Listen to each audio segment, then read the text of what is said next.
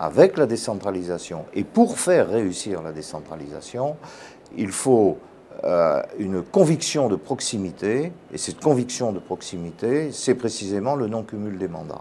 Quitte à ce qu'on ait effectivement une classe politique, c'est bien évident, qui sera plutôt de nature nationale et une classe politique qui sera plutôt de nature territoriale. Mais rien n'empêchera à l'avenir les uns de passer d'une case en quelque sorte à une autre. Est-ce que dans l'esprit des politiques, pour l'instant, c'est quelque chose qui est acté, qui est passé dans leurs mœurs? Et est-ce que vous voyez des évolutions par rapport à ça? Est-ce que certains devancent l'appel de 2017? D'abord, certains ont devancé déjà l'appel.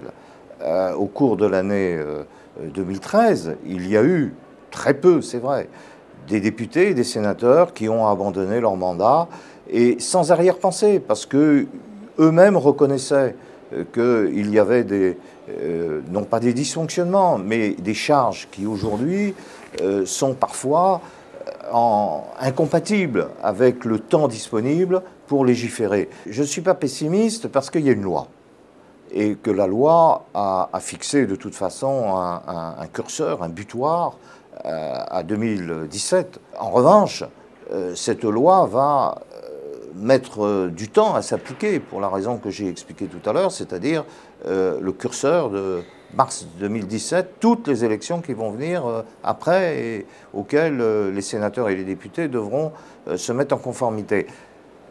On aurait pu aller plus vite et de manière un peu plus coercitive, c'est mon avis.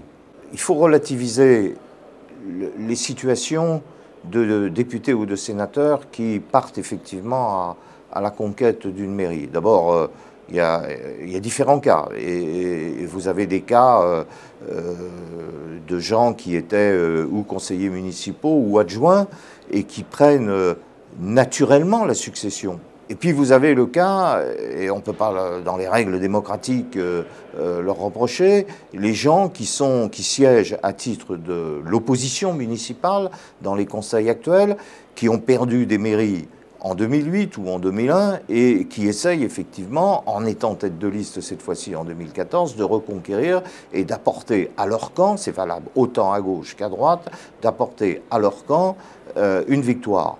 Ce qui est essentiel, c'est qu'aussi ces gens-là ne rentrent pas dans une professionnalisation à outrance et qu'ils pensent, même s'ils sont élus demain, s'ils reconquièrent une ville, qu'ils pensent à leur succession. Ça, c'est beaucoup plus difficile et psychologiquement très difficile à faire admettre dans la classe politique. Penser à sa succession.